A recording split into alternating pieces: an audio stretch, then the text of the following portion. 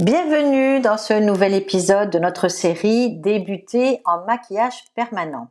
Alors aujourd'hui, on va parler d'un sujet essentiel, la difficulté pour tous les débutants, comment trouver ses premiers modèles pour s'entraîner et se perfectionner.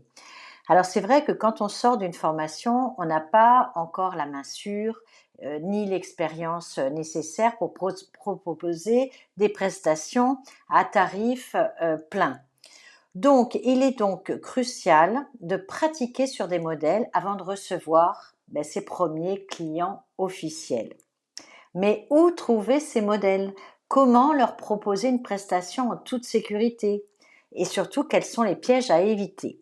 Alors, dans cet épisode, je vais vous donner toutes les clés pour bien démarrer avec vos premiers modèles. Alors, pourquoi est-il indispensable de s'entraîner sur des modèles? C'est parce que même après une formation, il vous faut du temps et de la pratique avant d'être totalement à l'aise avec vos gestes. Il faut développer votre technique et ça, plus vous allez pratiquer, plus vous serez précis et rapide. Vous allez gagner du temps. Il va falloir que vous gagniez en confiance. C'est vrai que les premières séances sont souvent stressantes, mais avec l'expérience, vous serez beaucoup plus à l'aise. Observez également la cicatrisation parce que chaque peau réagit différemment et c'est en suivant vos modèles que vous allez comprendre mieux les retouches nécessaires et pourquoi. Surtout également, il va falloir vous créer un book parce qu'en prenant des photos régulièrement, avant et après, vous allez constituer un book qui vous aidera à attirer vos premiers clients payants. Les clients ont besoin de s'identifier, de voir un petit peu votre travail quand même avant de vous faire confiance. Alors l'idéal, c'est de pratiquer sur plein de peaux différentes, différents types de peaux, pour apprendre surtout à s'adapter et la technique surtout à adapter en fonction des réactions de chaque personne. Choisir son aiguille, choisir sa profondeur de piquage, etc. Bon, donc où trouver ces modèles pour vous entraîner? Si on ne les appellera pas des modèles, on dira vos premiers clients, vos premières clientes sur lesquelles vous allez débuter. Alors, il va falloir commencer par votre entourage proche. Ben oui, c'est le plus simple. C'est de proposer à vos amis, à votre famille, à vos collègues. Souvent, on me dit, je vais commencer par ma maman. Ben oui, pourquoi pas? Et ces personnes-là seront beaucoup plus indulgentes si vous êtes encore en phase d'apprentissage.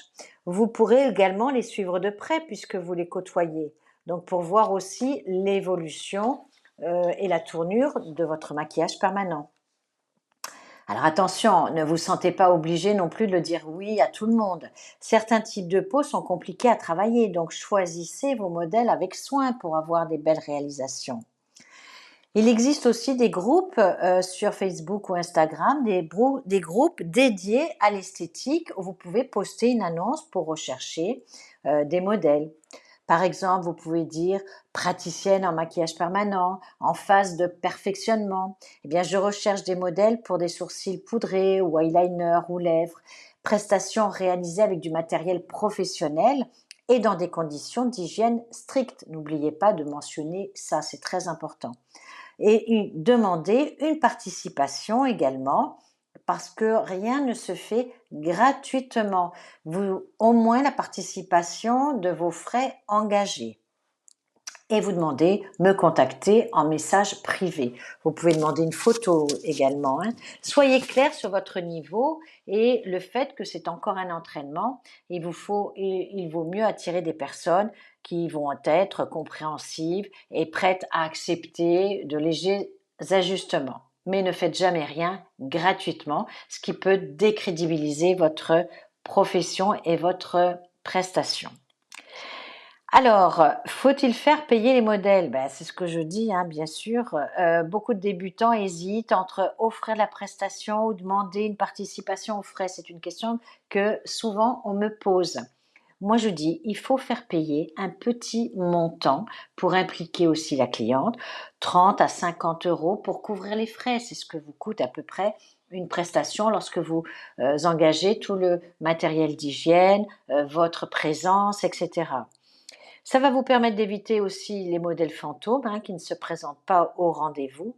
Et puis surtout, ça va valoriser votre travail. Parce que si vous passez de la gratuité à 250 ou 300 euros après en prestation, on va quand même se poser des questions.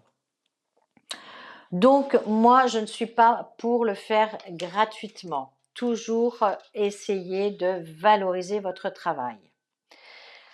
Alors, lorsque vous allez avoir des modèles, donc il va falloir vraiment prendre tout ça au sérieux et euh, pareil, évaluer la peau, expliquer le processus à la cliente correctement, prendre son temps bien sûr, faites signer un consentement éclairé, très important, suivre l'évolution de la cicatrisation en expliquant bien à la cliente comment ça va évoluer et surtout, éviter certaines erreurs pour vos premiers modèles, à savoir ne pas accepter tout le monde, parce que certaines peaux vont être compliquées. Des peaux très grasses, des peaux très matures. Comme modèle, c'est pas évident. Il vaut mieux que vous ayez une certaine dextérité pour pouvoir s'occuper de ce type de personnes. Une erreur également, ne pas expliquer la cicatrisation. N'ayez pas peur d'expliquer la cicatrisation, expliquez bien toutes les étapes. Une autre erreur, c'est ne pas fixer le rendez-vous de la retouche. Fixez un rendez-vous de la retouche dès la première séance. Ça vous remplit votre agenda, ça vous permet de vous organiser et en même temps, ça oblige la cliente à finir le travail. Et surtout également, l'erreur à ne pas faire, c'est ne pas prendre de photos. Systématiquement, faites-vous un post-it si vous oubliez. Souvent, on me dit qu'on oublie de prendre des photos. Prenez des photos avant, après, des photos sur le côté, de face. Ça vous permet de constituer votre book.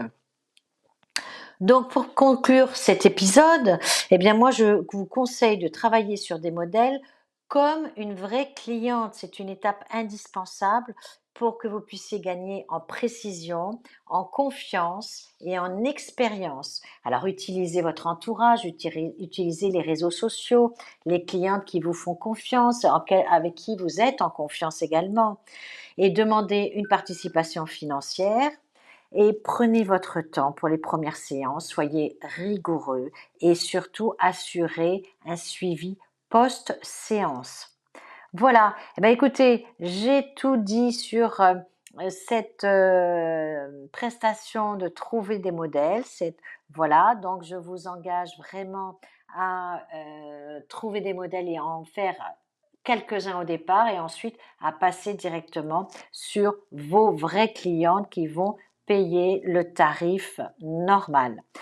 Alors, sachez que si vous souhaitez approfondir vos connaissances, n'hésitez pas à vous procurer un des livres ou tous les livres de ma collection, les fondamentaux du maquillage permanent. Tout est expliqué en détail, point par point, et ça vous permet d'avoir, je dirais, un équipier tout le temps à vos côtés. À très bientôt pour un autre épisode.